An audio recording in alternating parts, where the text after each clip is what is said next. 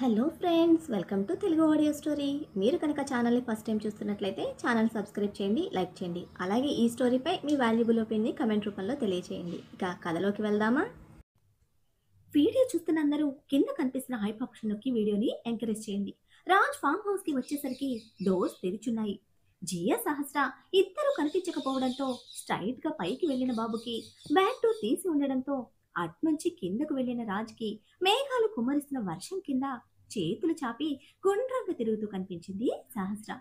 ఆ క్షణం తన ఆలోచనతో పాటు తనను కూడా మర్చిపోయి రవివర్మ కుంచె నుంచి జాలువారిన మరొక అద్భుతమైన చిత్రాన్ని చూసినట్టు చూస్తూ ఉండిపోయాడు రాజ్. పసుపచ్చ చీరలో ఉంది తను.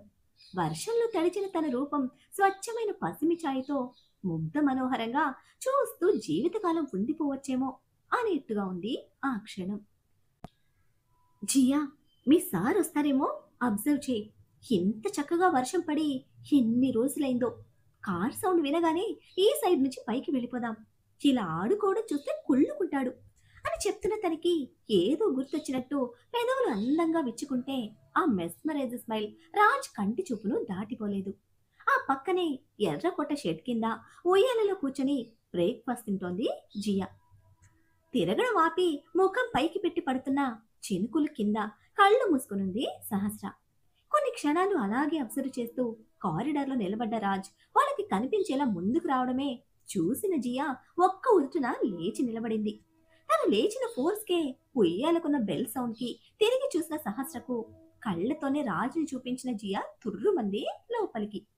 సీరియస్ గా హ్యాండ్స్ ఫోల్డ్ చేసుకుని స్టిఫ్ గా నిలబడితే సూటిగా తాకుతున్న చూపులకు వేళ్లను పీక్కుంటూ నెమ్మదిగా రాజు ముందుకు వెళ్ళి, అప్పుడే వస్తావని అనుకోలేదు అని నసుగుతూ ఉంటే నిలువున తడిసిపోయిన దానిని పైనుంచి కిందకి ఓసారి చూసి లోపలికి వెళ్ళిపోయాడు. వామ్మో, వదిలేసి ఆడుకున్నానని కోపం వచ్చినట్టుంది. కోపమైతే నిమిషంలో పోతుంది, అలిగితే మాత్రం నాకు చుక్కలు చూపిస్తాడు అని వర్షానికి కంప్లైంట్ చేసి వెనక నుండి పైకి వెళ్ళింది సహస్ర. బెడ్ మీద కూర్చొని రాజ్ ఫోన్ చెక్ చేస్తున్నాడు. నీళ్లు కారుతున్న బట్టలతో ఫ్లోర్ రగ్ మీద వచ్చి నిలబడితే వెన్నపూస పాదాల మీద బొట్టు బొట్టుగా పడుతున్న డ్రాప్స్ చూస్తూ తల పైకెత్తిన రాజ్ ఒక ఐబ్రో రైజ్ చేశాడు. అలక కాదు, కోపమని కన్ఫర్మ్ చేసుకుని పిచ్చిగా ఒక నవ్వు నవ్విన సహస్ర 2 minutes డ్రెస్ చేంజ్ చేసుకుని వస్తాను అని డ్రెస్సింగ్ రూమ్ లోకి పరుగు పెట్టి 10 నిమిషాలకి శారీ కట్టుకొని తడి పొడి హెయిర్తో వచ్చిన తనని చూసి, డ్రెస్ వేసుకో అని ఆర్డర్ వేయడమే నీలుకుపై చూస్తూ, శారీ కట్టుకున్నానుగా అని అంది. ఎదురు చెప్తావా అన్నట్టు కాని బొమ్మలు ముడివేశాడు.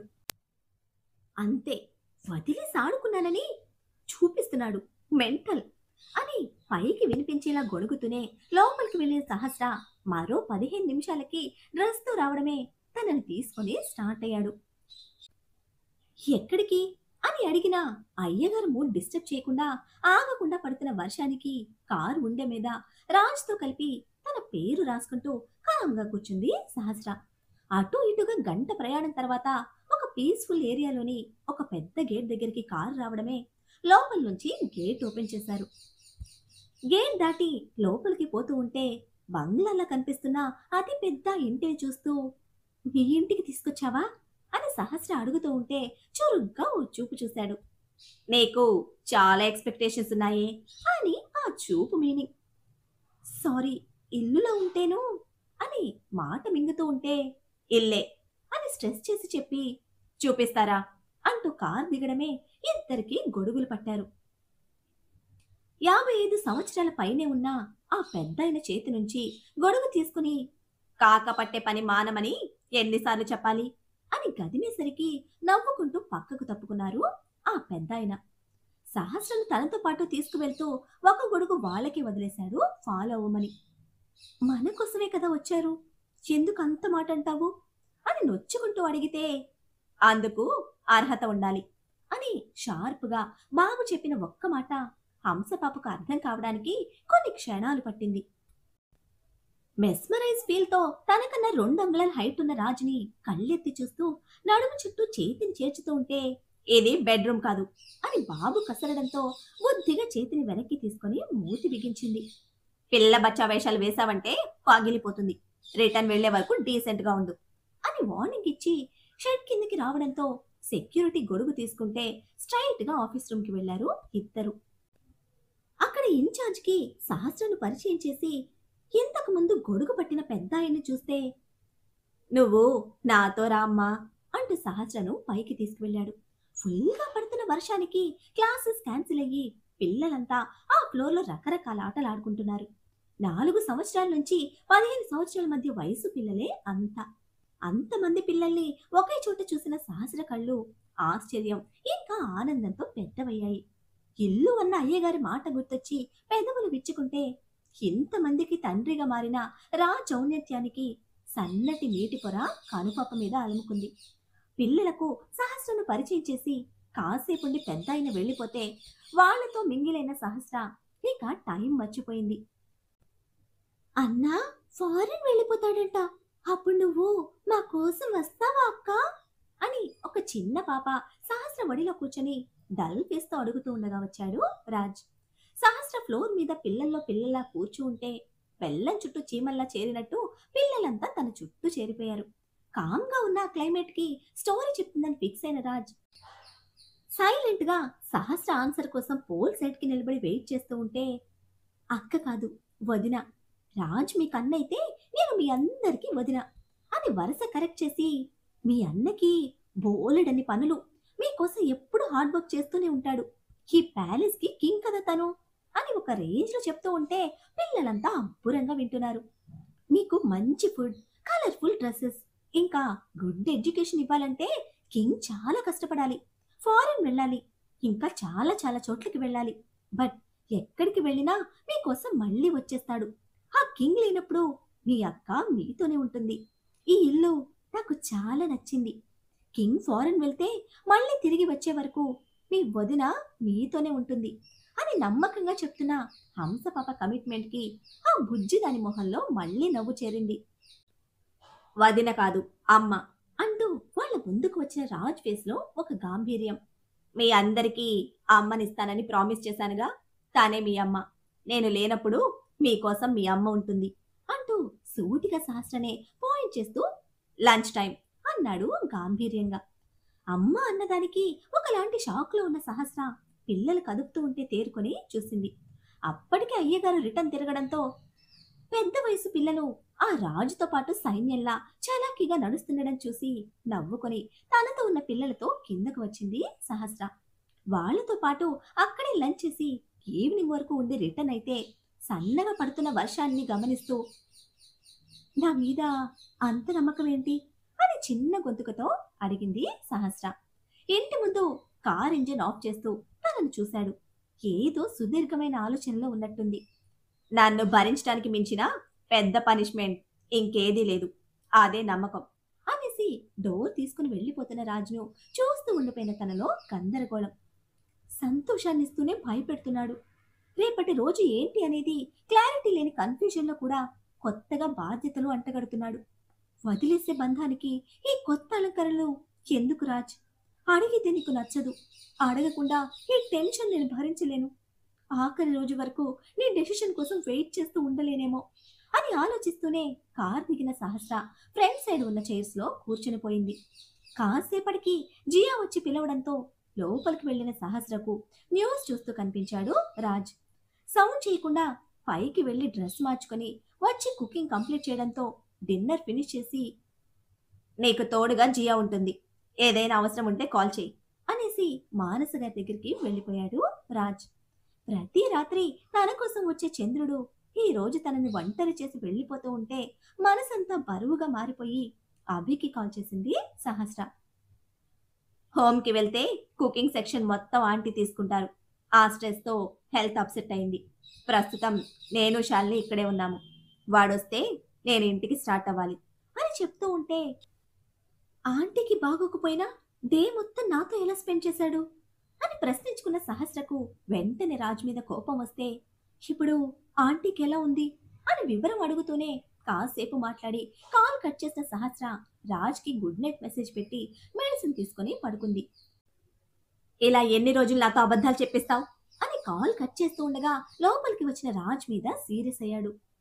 అభి, నాకు ఇంకా ఎన్ని రోజులుంది, అని అంతే సీరియస్ గా అడుగుతూ తనతో తెచ్చిన విస్కీ బాటిల్ టేబుల్ మీద ఉంచితే దానిని చూడడమే అమ్మ దగ్గరికి వెళ్ళు, ఈ దరిద్రం వద్దు అని శివాలిత్తాడు అభి. 4 రోజుల ముచ్చటకి ఎంజాయ్ చేయనివరా, నా హంసలో ఒక స్ట్రాంగ్ మత్తుంది, దాన్ని దించాలి అంటే దీన్ని ఎక్కించాలి.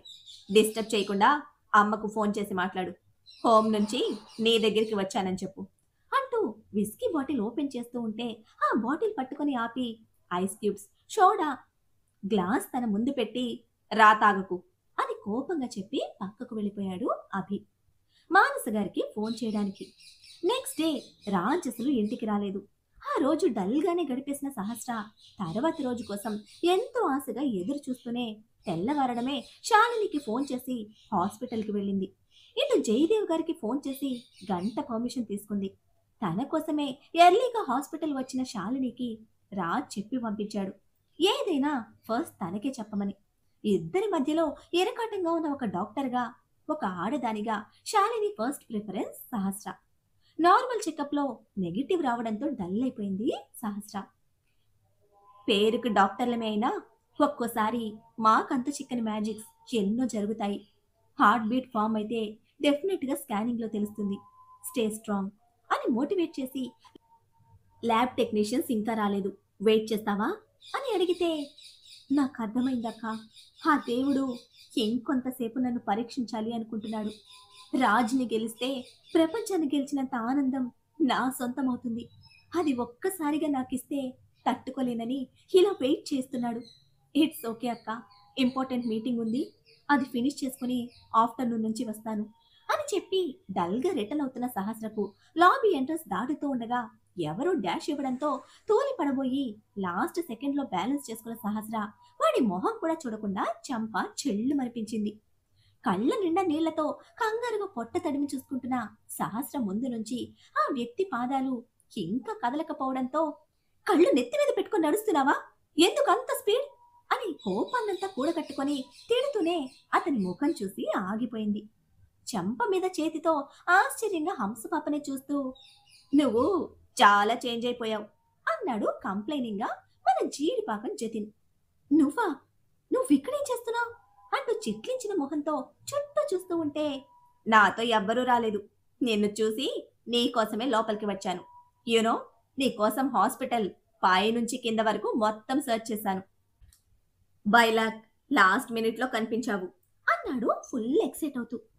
రాంగ్ టైంలో తగులుకోవడమే నీ స్పెషాలిటీనా అని అదే ఇరిటేటెడ్ ఫేస్తో అడుగుతూ మరొకసారి తన్ని కంప్లీట్ గా చెక్ చేసుకుని అంత నార్మల్ గా అనిపించడంతో బయటకు వెళ్తూ ఉంటే వదలకుండా వెంటే నడిచాడు జీడిపాకం.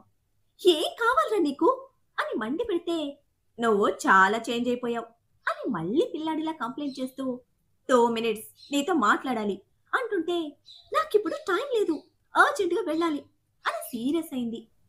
నువ్వు మరీ నన్ను ఇన్సల్ట్ చేస్తున్నావు, నువ్వంటే నాకు చాలా ఇష్టం తెలుసా, అసలు ఆ రోజు తర్వాత ఎన్నిసార్లు నిన్ను రాజ్ సార్ని తలుచుకున్నానో తెలుసా అని జీడిపాక సాగు తీస్తూ ఉంటే ఆ నస భరించలేని హంసపాప జతిన్ నోటి మీద చెయ్యి పెట్టి, నీ జీడిపాకంతో నన్ను ఫ్రై చేయకురా బాబు, ఒక్క మాటలో చెప్పు నాతో ఏంటి పని అని కొట్టినట్టు అడుగుతూ చెయ్యి తీస్తే జీడిపాకం అన్నందుకు ముఖం మార్చుకున్నాడు జతిన్. హా, చెప్తావా లేదా, నా టెన్షన్లో నేను చస్తూ ఉంటే మధ్యలో నీ నసేంటి అని డ్రాగన్లో ఫైర్ అవుతున్న సహస్రకి చేతులు జోడించి, రాజ్ సార్కి థ్యాంక్స్ చెప్పాలి, పర్సనల్గా కలిసి చెప్పడానికి హెల్ప్ చేయి అన్నాడు ఒక్కటే మాటగా. షిప్లో సేవ్ చేసిన దానికి అనుకున్న సహస్ర దానికోసం కేరళ నుంచి వచ్చావా అని సీరియస్ అవుతూ ఉంటే, నువ్వు చెప్పే టైం ఇవ్వడం లేదు గాని చాలా పెద్ద స్టోరీ ఉంది, సింపుల్గా చెప్పనా అని వెలిగిపోతున్న మొహంతో అడుగుతున్న జతిన్ నెత్తి మీద ఒక్కటి పీకి, నోరు ముయ్, నోరు తెరిచావో చంపేస్తా, నెమ్మ చెప్పు అని తన ఫోన్ నుంచి జతిన్ ఫోన్ కి మిస్డ్ కాల్ ఇచ్చి, దొరికింది కదా అని కంటిన్యూస్ గా కొట్టావో చచ్చావే నా చేతిలో, ఆఫ్టర్ 7 కాల్ చేయి అని ఆర్డర్ వేసి వెళ్ళిపోతున్న హంసపాపను కనిపిస్తున్నంత వరకు షాకింగ్ ఫీల్ తో చూస్తూనే ఉన్నాడు జతిన్. చాలా మారిపోయావు అని సహస్ర కార్ స్టార్ట్ అయ్యాక మళ్ళీ అదే కంప్లైంట్ మన జీడిపాకం నుంచి. సహస్ర వెళ్ళాక రాజ్కి ఫోన్ చేసి ఆఫ్టర్నూన్ స్కానింగ్ అని చెప్పింది శాలిని. ఏది ప్రశ్నించకుండా విని కాల్ కట్ చేశాడు. కన్సీవ్ అయితే ఏంటి, కన్సీవ్ అవ్వకపోతే ఏంటి అని ముందుగానే ప్రిపేర్ చేసుకున్న అగ్రిమెంట్స్ గురించి మరోసారి అభికి ఇన్స్ట్రక్షన్స్ ఇచ్చి టేక్ కేర్ ఆఫ్ హర్ అని చెప్పాడు. నువ్వేది ఎక్స్పెక్ట్ చేస్తున్నావు అని అభి అడిగితే ఆన్సర్ లేని సైలెన్స్తోనే కాల్ కట్ అయింది. అదే రోజు నందిత గారింట్లో క్యూటీ బేబీని పెళ్లి కూతురు చేస్తున్నారు. చాలా హడావిడిగా కళగా ఉంది ఇల్లంతా. బట్ క్యూటీ బేబీ మొహంలోనే ఎటువంటి కళ లేదు. అమర్నాథ్ చెప్పిన రోజు నుంచి ఈ రోజు వరకు అభిని డైరెక్ట్ గా కలిసింది లేదు. తను ఫోన్ కూడా చేసింది లేదు. రాసి పెట్టుంటే నాది కాకుండా పోతుందా అని మొండితనంతో అన్ని ఫేస్ చేస్తోంది. అమర్నాథ్లో కూడా అదే మొండితనం. రాజున్నాడు అన్న ధైర్యం. కూతురు సంతోషం కోసం ఆలోచించి నందిత పెళ్ళాపకపోతే చివరి నిమిషంలో అయినా కూతురి ఇష్టానికి వ్యతిరేకంగా ఏది జరగదు అన్న బలమైన నమ్మకం ఆయనది. ఎటువంటి ఆటంకం లేకుండా, ఎటువంటి టెన్షన్స్ లేకుండా అన్ని సాఫీగా సాగిపోతున్న కూతురి బిఫోర్ మ్యారేజ్ సెరమనీస్ మొత్తం రిలాక్స్ గా ఎంజాయ్ చేస్తోంది నందిత. బట్ వైభవ్ మాత్రం సడన్ గా మిస్ అయ్యి అంతే సడన్ గా ప్రత్యక్షమవుతూ ఉండడం 2-3 సార్లు నందిత కూడా అబ్జర్వ్ చేసింది.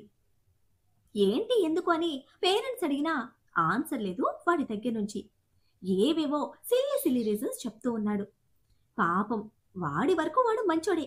అయితే క్యూటీ బేబీని ఎలా అయినా దక్కించుకోవాలన్న స్వార్థంతో ఆ రోజు లాలసతో కమిట్ అయ్యి లాక్ అయ్యాడుగా. ఇప్పుడు నందిత మమ్మీ స్టాండర్డ్ కమిట్మెంట్స్ తో వేగలేని వాడికి టెన్షన్తో పైన కింద తడిచిపోతుంది. మీటింగ్ కంప్లీట్ చేసుకుని జయదేవ్ గారికి ఇన్ఫార్మ్ చేసి మళ్ళీ హాస్పిటల్కి వచ్చింది సహస్ర. స్కానింగ్ రిజల్ట్ పాజిటివ్ గా ఉండాలని కంటిన్యూస్ గా దేవుడికి ప్రే చేస్తూనే ఉంది. తన కోరిక విన్నాడేమో ఆ భగవంతుడు. అల్ట్రాసౌండ్ లో హార్ట్ బీట్ వినిపిస్తుంది కానీ పిక్చర్ క్లారిటీ రాలేదు.